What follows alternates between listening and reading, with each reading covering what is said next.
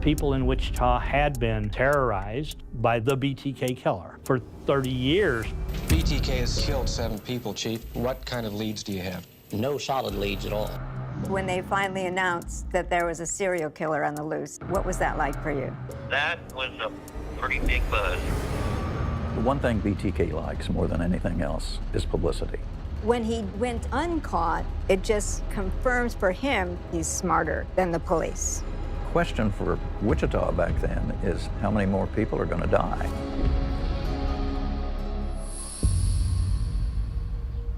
After BTK was apprehended, detectives searched his office and his home and came up with a stash of Polaroids that looked as if there were male victims.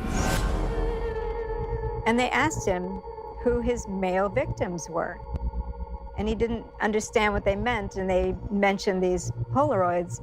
And then he said, "Oh, that's me."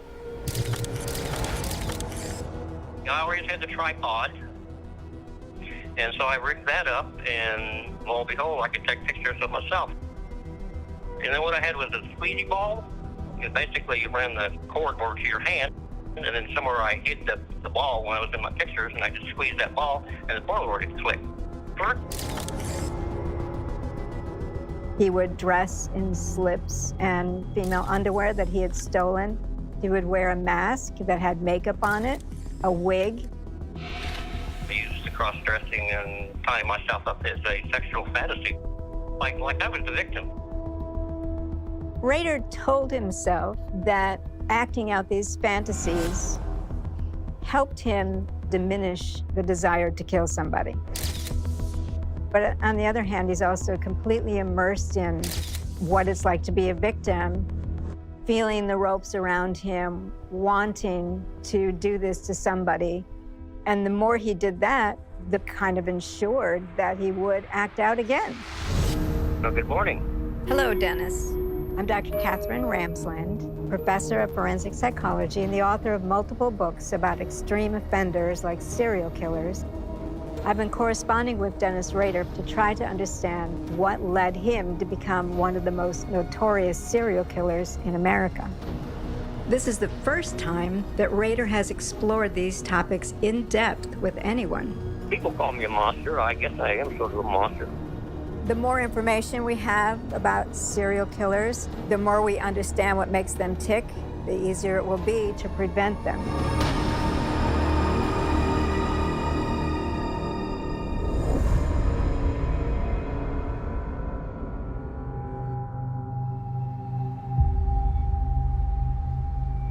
Sexually compelled serial killers tend to get addicted to what they're doing. They tend not to have control over the addiction, but Rader did take breaks. He went 3 years. He went 5 years. So he stands apart from many of them in that it's more an identity thing. He wants to be a serial killer than that he can't help himself. Because he could help himself, and did. Through the work I've been doing with Dennis Rader, I'm hoping to dissolve some stereotypes to include outliers like him and show that we need to accommodate more data than we have in the past about serial killers. The most important thing that everyone can do is certainly be aware that we do have a very serious problem. When the announcement came out from the police that there was a serial killer in Wichita, Rader found that exciting. Finally, he had gotten some attention, even though they didn't know who it was. He enjoyed the idea that he was terrorizing the Wichita area. The hunt began Friday when Cake received this letter from the man police say is the killer of 7 people over the past 4 years. He calls himself the BTK Strangler and promises to kill the I knew they would say something about it on TV. You know, BTK sent us a letter. That was an extremely big high, I can tell you that. Why do you think you wanted this recognition? Along my childhood, I've always felt like I was an underdog. And that somewhere along the lines of getting a high of recognition. I think it's like the movie stars and stage people. They see the picture in a newspaper or a story about them. I think they get a rush on that. Rader never grows up in terms of the attention he needs. It all goes back to that arrested development. Of course, keep in mind, you're not dealing with a, quote, normal criminal. Assuming that the person is still alive, that person is going to kill again. When Chief Lemonium announced that we did, in fact, have a serial killer, people were frightened. It had changed the entire complexion of how people went about their daily routines in Wichita. Police were just baffled. They didn't have an answer. Usually if somebody got murdered in Wichita, we had an answer pretty quick. Saying Wichita and the term serial killer in the same sentence, I never thought I'd do that. And particularly terrifying for young women, because are they going to be next? And that's what everybody thought. BTK messed with your mind. He was controlling the police department, he was controlling the news media, and he was controlling the public.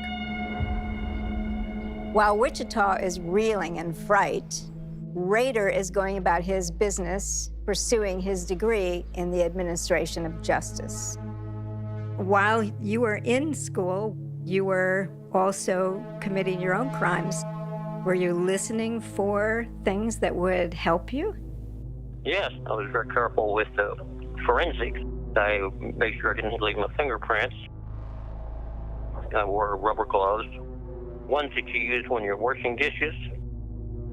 He learned a lot about how police investigated crimes, which helped him to know what to do, what to avoid.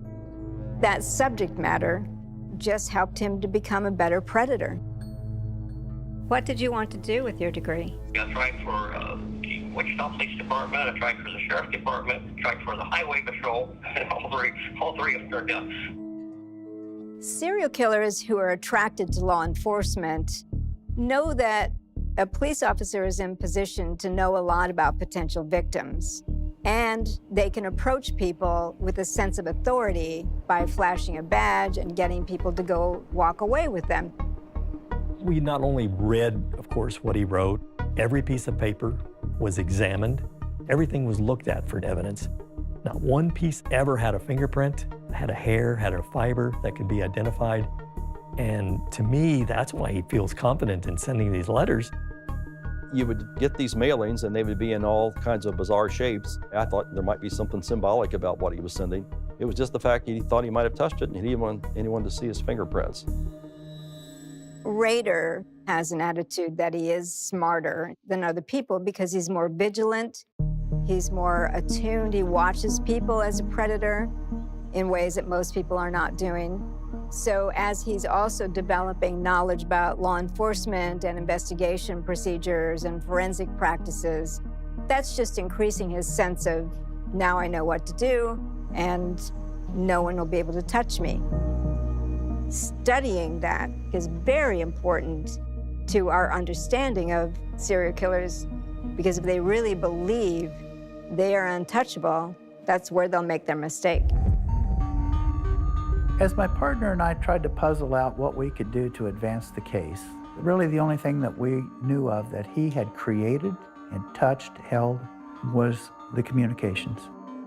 Now, the letters were typewritten and then copied multiple times. In 1978, there was not a copy machine on everyone's desk. So we sent a detective to hand carry the evidence to Rochester and had Xerox work with the material for about a week. They were able to trace one of those copies by looking at the fracture and scratch marks that were present on the plate that you laid the copying material on. And they were able to trace the two copy machines back to public use copy machines, the kind where you just put a nickel in the slot and make a copy. One was in the basement of a building at Wichita State University, and the other one was on the second floor of the public library, actually where the first Otero letter was found. The one thing that we did not have before was that somehow this perpetrator had a connection to Wichita State. One of the people that went to our church worked with Xerox. So he eventually figured out one of my original letters came from the copies from WSU. He was that sharp enough that, whoa, After I found that out, whatever I copied, I didn't send that in. I went to different copies before I sent it in. After you knew that they had traced your Xeroxing to Wichita State, did it scare you that they were closing in on you? It did. I was prepared for the police to come knocking on the door. There was times when I thought they were closing in, and I would move things around and kind of clean up a little bit. I had hidey holes here or there. Rader would keep these journals to describe what he was doing. He had his own drawings, plus he had various items for his hit kits. As these things piled up, he needed places to secure them against anyone finding them and figuring things out. So basically the items from both his murders and his fantasies went into these hidey holes. I had some cabinets at home that I could hide stuff in. There was a shed. I had old barns I hid stuff in. And then I had hidey holes underneath the house, crawl space, and I had hidey holes up in the attic. During my work with Dennis Rader, one of the things he made for me was a map of these hidey holes. The map itself indicates the various places around Wichita he would have gone to hide some things. Like he would find an abandoned piece of equipment that had sat there for months, so it looked like nobody was going back to it. So he might use that as a temporary stash. He buried a few things. It was important for him to have this rigidity, this regularity of the map, which is exactly the way he lived his life. And after 1979, BTK seemed to have vanished. BTK all of a sudden just kind of disappeared from public eye. There were no murders that we knew of. Everything kind of died down and started to get back to normal in Wichita, Kansas. You got Wichita all in a frenzy over a serial killer, and then you went quiet. What were you doing? Well, Harry was born in 78. Right. Fatherhood was big for me at that time. And I graduated in 79, so that was another factor. I did not have time to do anything in the evenings. When you ask an expert why a serial killer stops, they normally are going to tell you they die or they are in prison and can't have access to other victims. But he said he was always hunting. It just had to be perfect for him to decide to go forward with a hit. He liked his family life, and he liked the idea that he was BTK and nobody knew. Stalking and that stuff never completely stopped. Basically collecting detective magazines and sketches and slip cards and 3x5, that continued. Dennis, he would get 3x5 index cards, and he would cut out pictures of models out of advertisements, and he would affix it to the card. And then on the back, he would give her a name and characteristics, likes and dislikes. And then he would put a card in the seat beside him as he would ride around.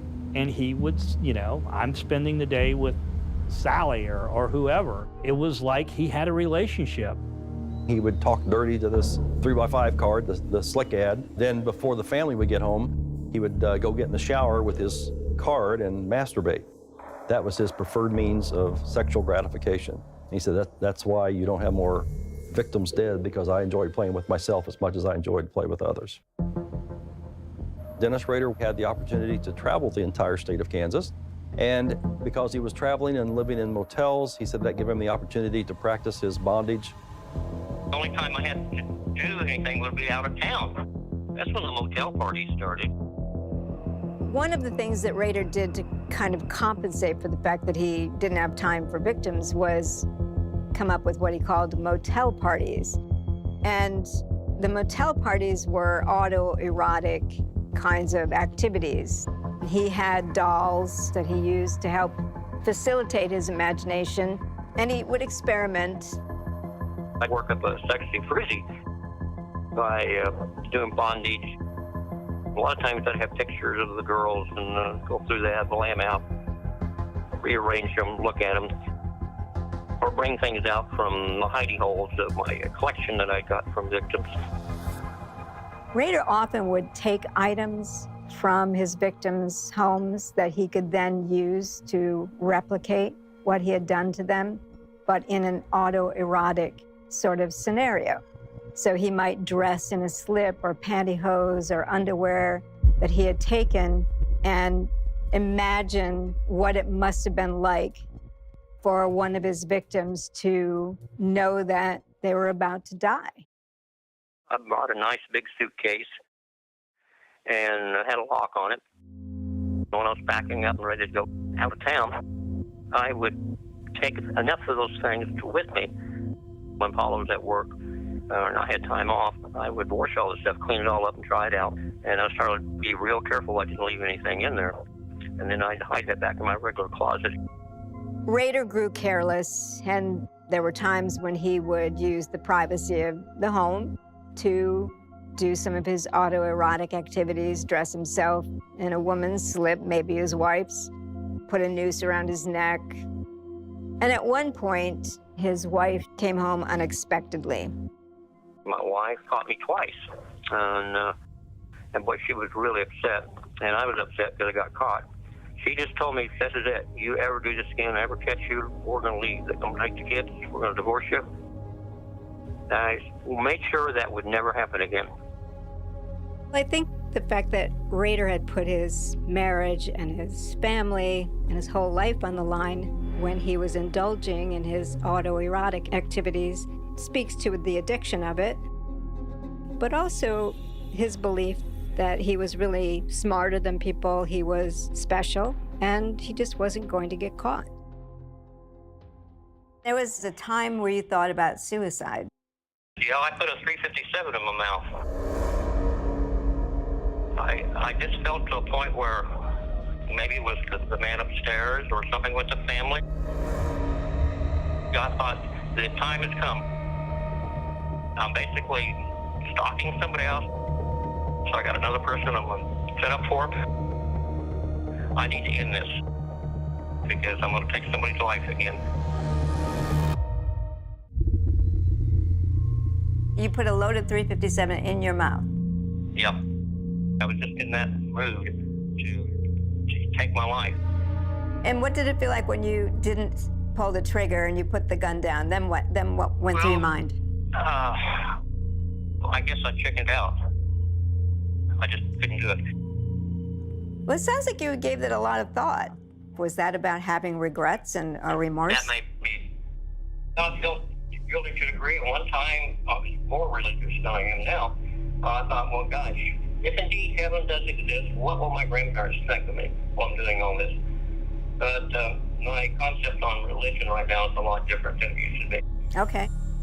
I wouldn't call it remorse so much as just, how did my life get this way?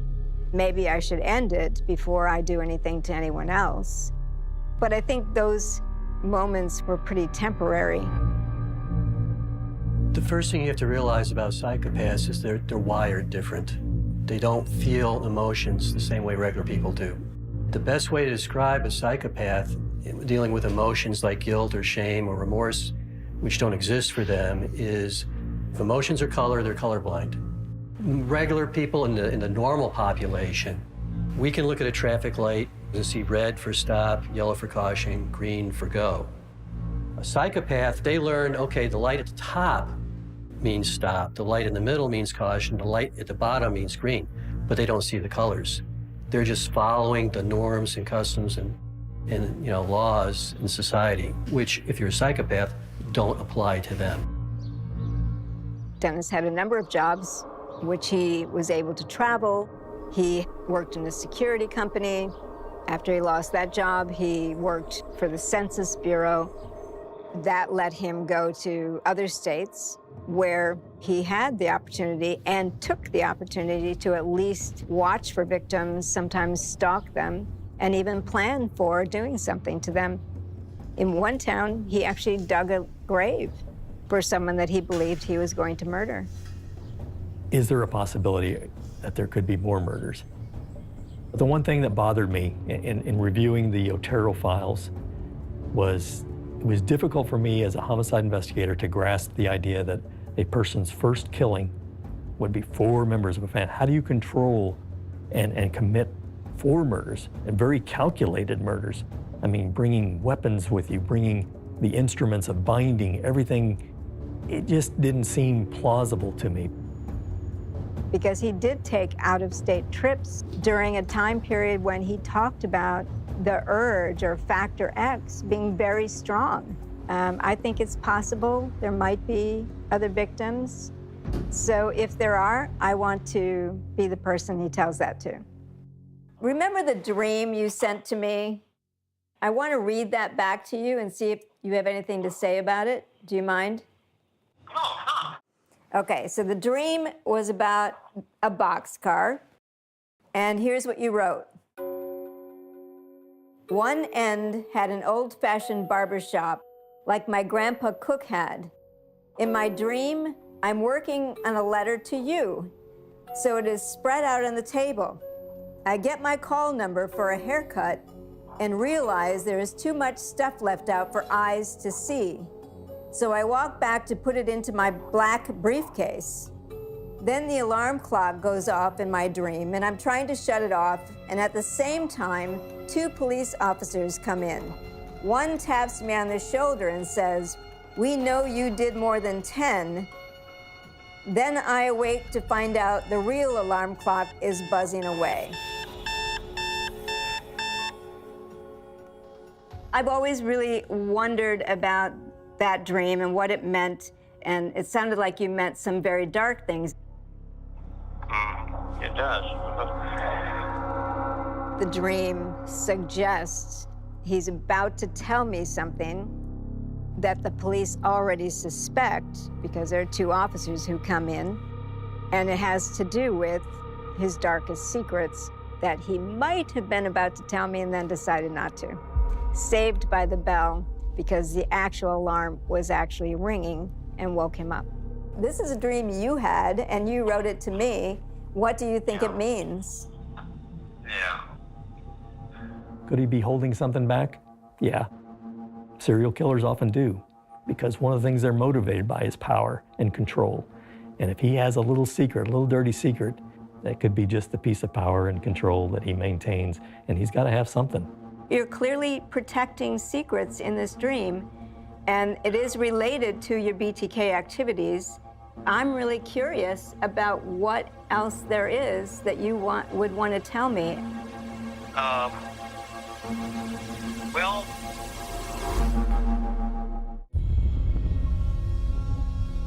this dream is related to your BTK activities, and it is something that you're writing to me, but you don't want other people to find it. I kind of recall a little bit about the writing that, but I sure don't recall all the detail. But basically, as I told the police, Ken is it. Okay, well, let's continue this, thinking about this conversation. And if you do have things that you could write down, that would be great. Okay, all right. I will do that for you. Okay. His explanation for it is pretty superficial and deflective. And I think maybe he regrets sending it to me. Whenever Rader would decide somebody was going to be a victim, they immediately were dehumanized entirely. They became pawns in his game. They were projects. He doesn't think of victims as human beings. He doesn't think about the repercussions on their family members. Even today, it's still so difficult to get him to admit that they were human beings, and he caused a great deal of catastrophic trauma in the lives of all the people who knew and loved them. And that was certainly the case with Maureen Hedge. We're in the neighborhood of Park City, where Dennis Rader lived, on Independence Street. And just down the street was a neighbor named Maureen Hedge. She was a 53-year-old woman who lived alone, had no dog, seemed to have a male friend who came in and out but didn't live there. I walk by one of the blocks or something like that. I just wave at her, say hi. She's usually out in the front yard tending her flowers. And then one day, when he was looking at his window and he saw her out there, he imagined his hands around her throat. At that point, Marine Hedge became a project. And he had been dormant for 7 years. He hadn't done anything, and suddenly he decides not only does he need to kill her, but he's going to kill a neighbor.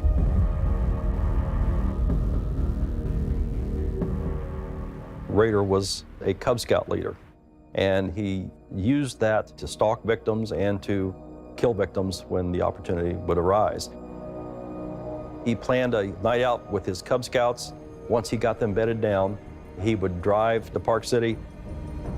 He gets to Marine Hedge's house, cuts the phone wire. Her car's in the driveway, but the house is dark. He broke in and realizes she's not home. Apparently she's out on a date. But then he hears a car door. He went into her closet in her bedroom and heard the two of them come in. That was a long wait. I had to wait a long time in the closet. And I bet I spent an hour and a half in that closet before he left. But he left, and then she went to bed. That's when Rader made his move. But what was interesting in this is he was going to change his signature behaviors aside from cutting the phone line. He was going to take her body out. His plan then was to take her to the church. He had keys to the church as a member of the governing body of that church. Took her to the basement, staged her in various positions, took photographs with his Polaroid, and then disposed of the body. We start seeing these big changes in between his crimes. He's getting more emboldened, and in being more emboldened and more narcissistic, he's simultaneously getting more reckless, sloppy, and disorganized. My name is David Zickel. I was a police officer for the city of Park City. April 28th, 1985, I was working the day shift. Early in the morning, I got a call to check the welfare of Marine Hedge. She hadn't reported for work, and that was very unusual for her. When Marine wasn't found in her house, we made a missing persons report on her. Then her car was found a few days later at a bowling alley in Northeast Wichita, and everybody kind of figured that something foul had probably occurred. The body was discovered here at 53rd Street North, just east of Webb Road, a bit west of the area that police had been searching all weekend for some clue to the disappearance of 53-year-old Marine Hedge. There wasn't any suspects right away, so when her phone line was cut, we thought that was very suspicious, but we didn't know for sure it was BTK or a copycat, but we did have that in the back of our head that, you know, BTK had never been captured and this could be something, but she wasn't left in the house, she was removed from it. You think you could participate in church activities while at the same time harming other people? Yes, I did. Didn't it seem to violate what you believed? I know people are saying, wow, what you did with Mrs. Hedge in the church, you know, the house of God, doing something like that, terrible. But I hadn't had any, what I guess you would call real bondage-type pictures of the female. You can argue all kinds of things about what's going on in his head, but practicality, I'm the president of the church, I've got keys to get in, I know when people are there. This is a pretty safe place where I'm not going to be seen or interrupted doing all of everything what I've got to do. But when you first decided to use a room in the church to bring a body, to dress, to take pictures of, did it seem weird? Like, why would you even think of using the church? No, it was a way to get what I wanted done.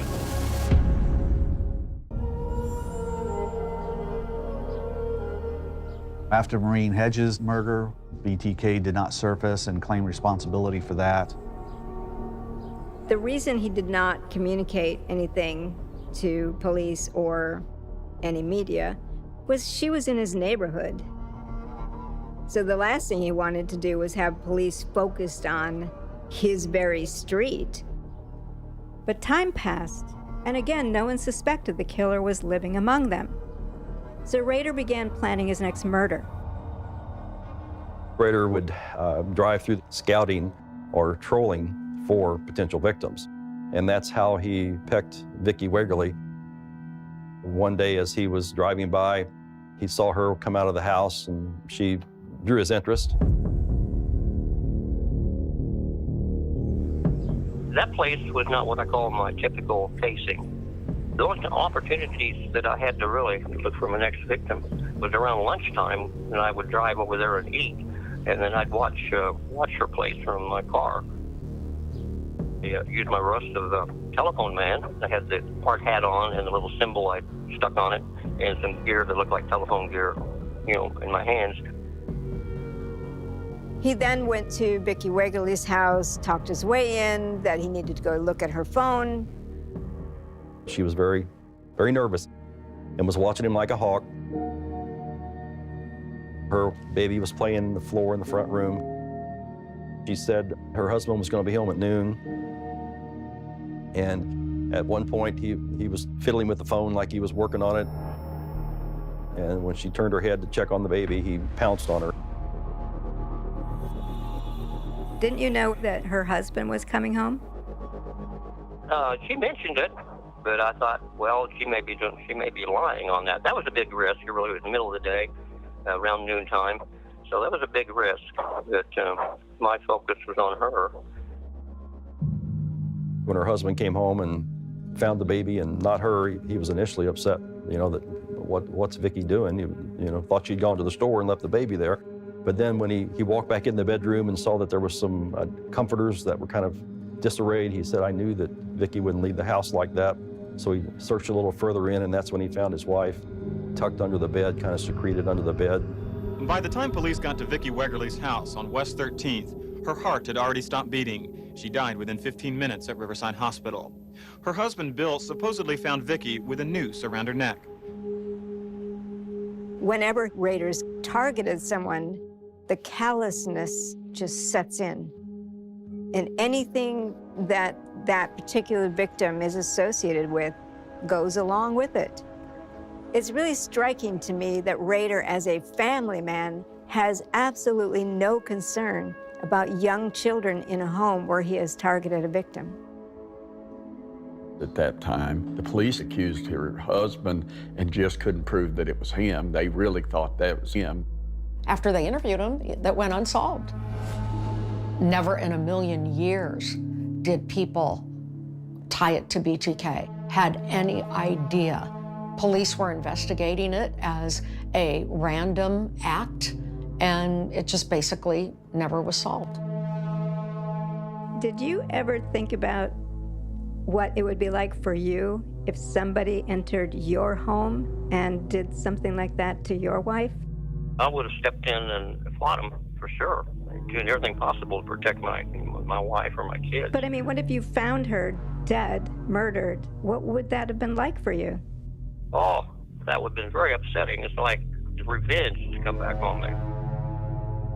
When I asked him what would happen if he came home and found someone had murdered his wife, there's no sense of outrage or horror that somebody could have done this to his family. It's more resignation. Ah, well, karma. Instead of empathizing with his loved one's suffering, he's only able to see how their possible demise would affect him. Rader was in his mid-40s. By this time, he had accomplished 9 murders without anyone suspecting him at all. Well, I was building, I guess, toward what I call the perfect murder.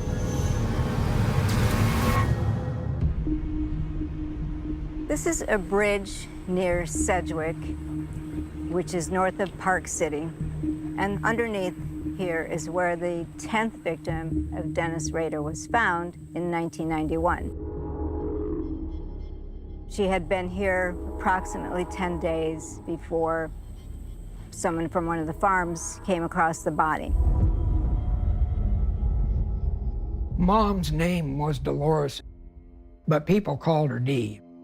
She was such a loving, giving person, and that's how I want people to remember her. She's that star that shines a little extra bright because of what she was in this earth and what she endured to leave this earth. And I think that's really important. Dolores Davis was the last victim of Dennis Rader. She became a project, as he called them. He was out in that area, saw her out in the yard, thought it would be pretty easy to get to her as a victim. There was a Boy Scout, a winter camp out for 2 nights. So he had various ways he could say where he was going to be, so an alibi. She had a date that evening, a dinner date with her friend who she'd been seeing. They went back to her place early evening. He went home. As far as I know, she went to bed under normal circumstances at about 10 o'clock. And somewhere before midnight, he made his move. He just took a cinder block and threw it through the patio glass. She thought the car had run into her house because I broke the back door. And I thought to myself, what if she stepped out of that door with a shotgun? He said, I'm on the run from the cops. I just need your car and some money. I'm going to tie you up to give me a head start so I get away from here before you call any authorities. And so he took her to the bedroom, tied her up. He leaned over and whispered in her ear, I'm BTK, I'm a bad dude. A lot of people think it's the inflicting the pain they enjoy, but that's just a tool. The worry, the fear, the suffering, that's what he really enjoyed. I'm sure then she knew she was doomed. And I shudder to think about it. Killed her with her own pantyhose in her own bedroom. So just the terror is palpable. He took her body to a location, country road, under a bridge. And there he posed her in different positions, took some pictures. After Rader hid Dolores Davis's body, he went back to the scout camp and snuck back in. A missing persons report had been filed for Dolores Davis by her boyfriend the morning after she disappeared. When police saw her broken window and that a jewelry box was missing, they put out an all-points bulletin searching for a perpetrator. Rader sneaks out of the Boy Scout camp again the next night to go back to the body. It's still bound with the pantyhose and whatnot, but nobody has discovered it yet. On the way back to camp this time, Rader goes to a rest area to change his clothes back into his Boy Scout leader clothes. And when he's in the stall, a trooper comes in. Trooper says, a crime has happened. We're looking for people who just look out of place.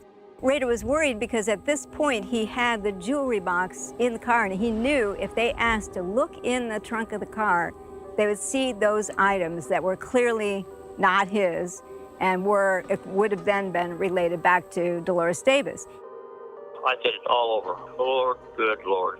My wife, my kids, and my family, friends are going to know all about it. Here I am caught like a rat in a trap. So Rader talks about the Boy Scout camp nearby. I'm just here on my way back to it.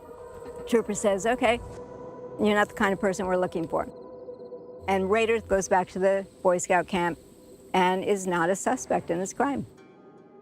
Rader made him feel like, well, an ordinary guy like this who volunteers for the Boy Scouts couldn't possibly be the person we're looking for. If your job was to question everybody and look in their cars, then you do that even with somebody who volunteers for the Boy Scouts. If I were using this case to inform law enforcement, I would show how an officer in the case actually made an error that let Rader go free because he adhered to the stereotypes. The enormity of what I was afraid had happened.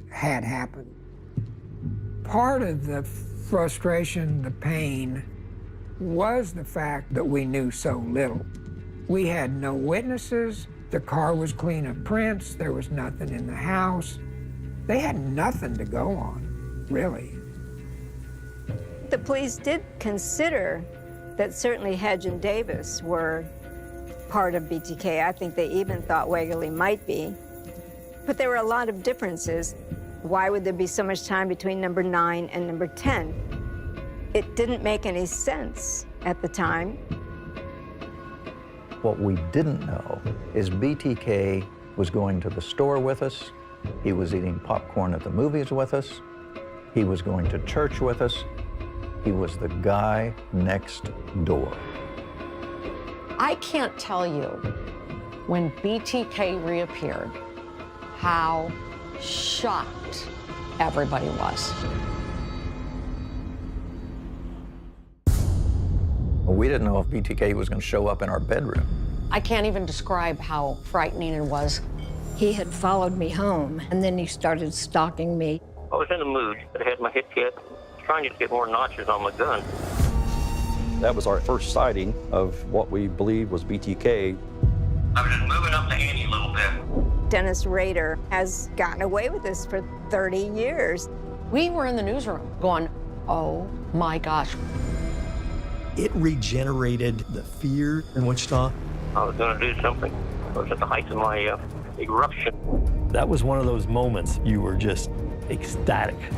My name is Cheryl Sarkozy. I'm a survivor of BTK.